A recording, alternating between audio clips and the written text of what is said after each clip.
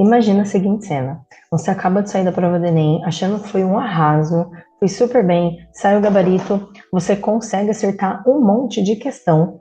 Enfim, você arrasou. Você só está esperando aquela notinha final para você se inscrever na universidade dos seus sonhos. E aí você toma um banho de água fria. Quando essa nota sai, você percebe que o seu amigo, que errou muito mais do que você, tem uma nota maior que a tua. E aí tu fica muito bravo, né? Tu sabe por que isso acontece?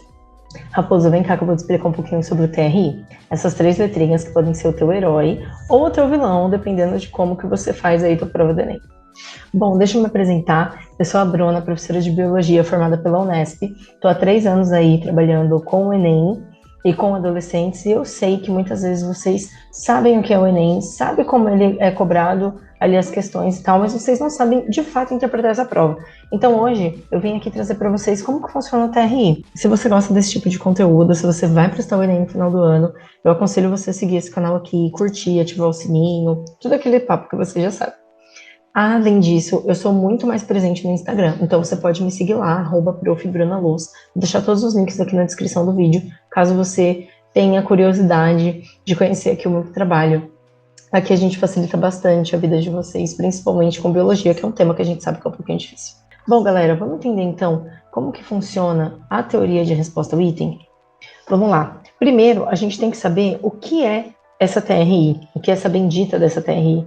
A TRI, ela é uma teoria de resposta ao item, certo? Ela é um modelo matemático, ok, mas esse modelo matemático ele é baseado em quê? Ele é baseado principalmente em probabilidade de acertar questões. E o que a gente diferencia um TRI de uma prova tradicional é que não é só o número de acertos, tá bom? Aqui a gente vai falar bastante de coerência de prova, beleza? Se você erra uma difícil, mas você acerta uma fácil, será que sua nota ela vai ser um pouquinho maior ou um pouquinho menor aí? Vai ser maior do que quem fez ao contrário. Vai ser maior do que quem acertou uma questão difícil e errou uma fácil. E por quê? Por conta da coerência. Gente, vamos entender uma coisa aqui. Quando a gente está falando de coerência de prova, o que eu estou querendo dizer? Imagina você, Joãozinho, Mariazinha, está lá fazendo sua prova do Enem, de matemática, por exemplo, e aí você acerta uma questão, nem sei se isso cai no Enem, tá, gente? Porque eu não sou professora de matemática, mas eu vou usar exemplos aqui. Vamos supor que você acerta uma questão de derivada, que é um assunto mais complexo, que você tem que ter um pouco mais de dominância de matemática e tudo mais. Mas você erra uma questão de juros simples, ou de regra de 3, ou de raciocínio lógico, que seria uma coisa só de interpretação de texto. Lembrando aqui que eu estou falando de raciocínio lógico fácil, tá? Porque tem umas questões que, obviamente, demandam mais da tua experiência com essa questão.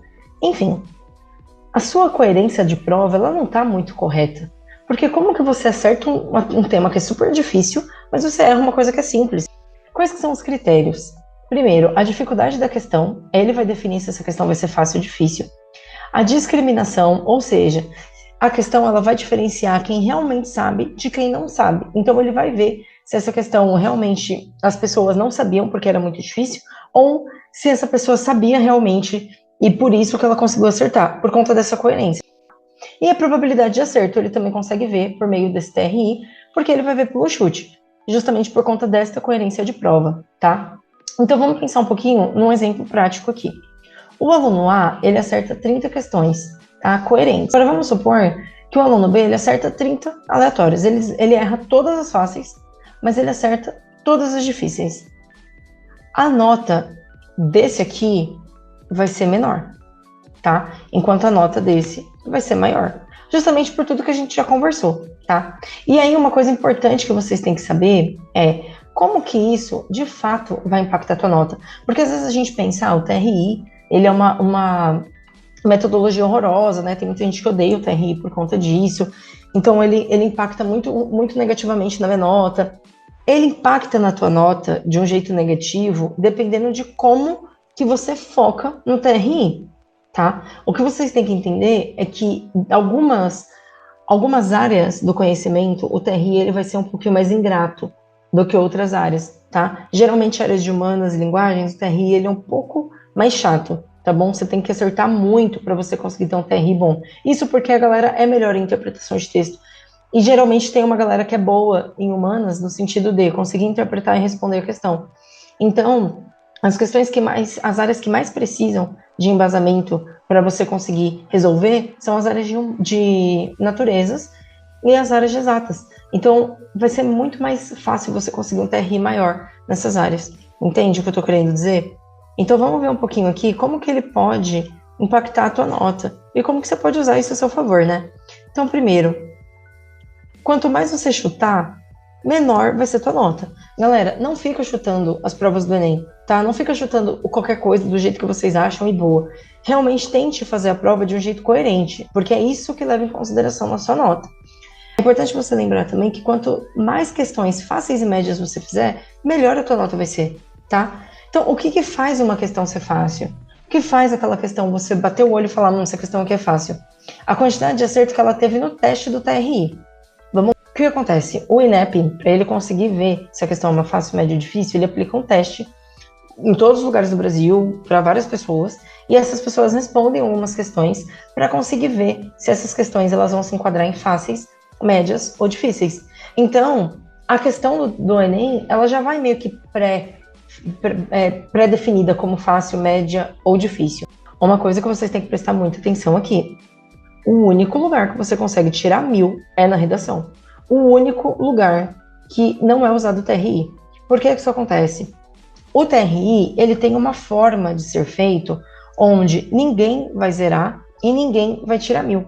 Por conta justamente desses critérios que eu falei, de probabilidade de chute, das questões terem um peso de fácil, médio ou difícil. Então, mesmo que você não acerte nada, mesmo que você erre todas as questões, ainda assim, por conta dessa pequena taxa ali que eles colocam como probabilidade de chute, probabilidade de acerto, enfim, a sua nota ela não vai ser 0. Ela pode ser 200, 300 e pouco, mas ela não vai ser 0, tá? Agora, o único lugar que você pode tirar 0 seria na redação. Por quê? Porque ela não avalia pelo TRI, ela não é avaliada pelo TRI, tá? Ela é avaliada por corretores, de fato, né? Que estão cada vez mais críticos e criteriosos, então vocês têm que tomar um pouco de cuidado com isso, mas basicamente foca na redação. Não é para você esquecer todas as outras áreas, tá? Mas foca bastante na redação, porque a redação é o único lugar que você de fato consegue tirar 1000 ou tirar 0. Então por isso que você tem que tomar bastante cuidado com ela, beleza? E ele não vai ser o vilão da história. Ele não é. Você só precisa aprender a ter coerência de prova, tá bom? E aqui eu deixei alguns macetes, algumas dicas que você pode usar para que esse TRI ele não se torne um vilão para você. Mas o TRI em si, ele não é um vilão, ele só é uma forma de avaliação. Uma forma chata, eu diria, uma forma complexa, uma forma que pode sim acabar prejudicando a sua nota, mas se você de fato souber ler o Enem, souber fazer as questões do Enem baseadas no TRI, isso vai te ajudar bastante. Tem muita gente que vai fazer o Enem que não sabe disso. Tem muita gente que vai fazer o Enem que simplesmente não entende de fato como o TRI funciona. Então, só o fato de você entender o TRI, entender a interpretação da prova do Enem, não necessariamente da prova de naturezas ou da prova de humanas, mas da prova do Enem como um todo, isso já te deixa na frente de muita gente. Você se preparar para o vestibular, não basta você saber só o conteúdo, você tem que ter estratégia de prova sim, tá bom? Que você corre uma meia maratona não é o mesmo jeito que você corre prova de tiro. E aí, quais são as dicas que você pode usar então para o seu favor? Primeiro, gente, começa pelas fáceis, tá? Como que você vai saber que uma questão é fácil? Eu até coloquei isso aqui numa das dicas para vocês. Li a questão, não entendi. Li de novo, entendi, mas não sei como resolver. Li de novo, comecei a entender como resolve, mas não consegui resolver ainda. Passa para a próxima. Você leu, você bateu, você falou, não sei se isso aqui eu consigo resolver, vai para a próxima. Questão que é muito difícil para você, pode ter certeza que ela também vai estar difícil para outras pessoas. Deixa o chute lá para o final da prova, tá bom? Porque isso faz com que você tenha coerência, gente. Deixa para você chutar aquelas que você realmente não sabe. Tenta resolver primeiro as fáceis, ou seja, começa a ler a prova, vai resolvendo. Ah, não consegui essa, deixa para depois. Não consegui essa, deixa para depois. E aí lá no final você pega e tenta chutar ou resolver aquelas que você teve mais dificuldade. Não deixe nenhuma questão em branco, tá? Porque mesmo você não sabendo, é melhor você garantir um ponto mínimo. Lembra daquele ponto que eu falei? Se você errar tudo, ainda assim você tem uma quantia de ponto ali baixa. Porque se essa prova for coerente, não é um chute que vai derrubar a tua nota, tá? Treine a prova do Enem. Ela tem um padrão de prova, é importante você saber como cada coisa vai cair. E ela tem um padrão de prova em todas as áreas todas as competências, todas as áreas de conhecimento dela, tá? A prova de humanas, ela tem um jeito, a prova de exatas, ela tem um jeito, tem algumas questões que repetem ao longo dos anos, então teste a prova do Enem, treine a prova do Enem. Como que eu consigo essa prova, Bru? Consegue essa prova em vários lugares. Se você colocar lá, Enem 2016, caderno 1, primeiro dia, Enem 2016, segundo dia tal, vai aparecer. O próprio site do Enem disponibiliza isso para vocês, tá bom? Então vocês têm acesso a isso. E por final, deixei aqui para vocês focar em mais áreas que precisam de conteúdo do que de interpretação. Então vocês podem estudar todas as áreas, vocês devem.